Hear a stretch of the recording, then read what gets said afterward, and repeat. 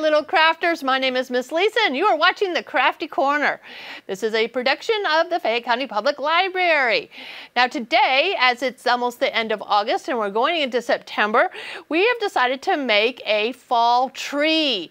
And it's going to be swirly and it's going to be sparkly, and I think you'll really like this craft. So in your packet you're going to have some blue paper, you're going to have a bunch of sequins, and you're going to have some colored yarn with some of the fall colors that our leaves start to turn. So the first thing you have to do is design your own tree. I did not give you guys a tree template because I wanted you to make your own tree. So the best thing to do is to start off with a pencil. So you're going to have a tree trunk. So I would start about 3/4 of the way down on your paper, and you're just going to draw straight down. And then as you get near the bottom, you're going to get a little bit wider because trees are wider at the bottom. So I'm going to come over here and try to mimic what I just did. So I'm going to have a wide bottom, and then it's going to, the tree trunk, it's not always straight, so I can wiggle it around a little bit, okay, and come up in here to where it starts to get really narrow. And then off of this tree, we are going to make some of the branches. So I'm going to start near the top, and I'm going to swoop down and going to make a curly Q, and I'm going to swoop down and make a curly Q. So this is sort of an abstract tree. It's not necessarily like a real tree would be, okay? So we're going just to make some abstract circles. I'm going to make this really cool, almost Christmas tree looking like form. And you can make as many branches as you want. Once you have got your design, I would suggest that you go ahead and use a Sharpie, okay? And if you don't quite like your design, you can always sort of change it a little bit with your Sharpie. So I'm just going to make our tree trunk come down. I'm going to fill that in with the Sharpie. And I could use crayons or other markers if I wanted to make it brown. If I wanted to make it a little wiggly, because not all trees are totally straight, are they? All right, and again, this is a very abstract tree, so you make it how you want. But we want to have these swirls, okay, for our project, because that's where we're going to put our yarn. A very funky, abstract tree. Okay, and I didn't quite follow my pencil lines. I'm going to put a swirl up here near the top, and you could even swirl in between some of your branches and do another swirl here too.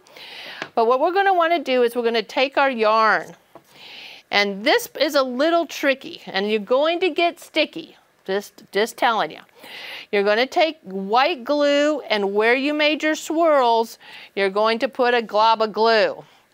And you're going to try to take that one end of your yarn and touch it to the other end, and then sort of swirl it around and around and around. Once you get a little swirl started, I would suggest that you lay it down in the glue. Once it's in the glue, then you can move the yarn in that circle pattern and go around and around until you get it all laid down just flat. Let me show you again. So I'm going to make this circle and do a lot of glue right there. And I'm going to get this orange one now. And remember, the start of it has to fold it on itself and start swirling it around in your hand, and then lay it down. The closer you can get the yarn to touching each other, the better it's going to look. And then we're going to keep swirling it around. And if you don't have enough glue as you start swirling, you might have to add some more, because you're sort of just guessing how much glue you're going to need. But aren't those swirls really pretty? All right, let's swirl up here. I'm going to put my circle here. This is why it wasn't super important that my pencil lines matched my tree. So then I'm going to fold it on itself, start the swirl a little bit, holding that yarn real tight together. And then once you get it in the glue, like I said, you're going to get sticky. So moms, get a, get a wiper ready because the fingers are going to get sticky. All right, there we go. Now I just have this top one, and I'm going to use orange because I think orange is really pretty. We're going to make another swirl here at the top of this really funky abstract tree. And now if you want to make your tree more realistic, you could go on the internet and find yourself and Google yourself a little tree, a tree branch template if you don't like to just freehand, because I know this looks really sort of funky, but that sort of art can be any way you want it. All right, let's get another one. I think you guys are seeing what's going on here. It does take a little while to get the tree all done. So we're going to fold the yarn. I'm going to make 2 more little swirls here, and then I'll show you what we're going to do with our sequins. So we're going to wrap this around and around and around and around. Okay, and see now that one I put too much glue, but that's okay because when it dries, this glue dries clear, and then you're not going to have to worry about that. Okay, so let's do a dark, I've got some dark green here. I'm going to wrap it up. And then, whoops, we're going to lay it in the glue. All right, my fingers are getting pretty sticky. I'm trying to just to touch pretty lightly as I go around and around. Trying not to get the yarn all stuck with glue, but that's okay too. There we go. Whoop. Yep, see, it's sticking to me now. You might need to wash your hands halfway through. That way you're not getting so sticky. All right, I'm actually going to erase a little bit here. And see what that one did? It didn't want to stay. Stay put. Okay. And we got one more circle to make. And I guess I'm going to have to add more glue here because it's not wanting to stay put. There we go. All right, let's make another swirl. You know what? I had just had an idea too. If you wanted to make a super large swirl, I could actually add another color next to one of the ones I've already made. That would be really cool. You could make it a multi-colorful leaf.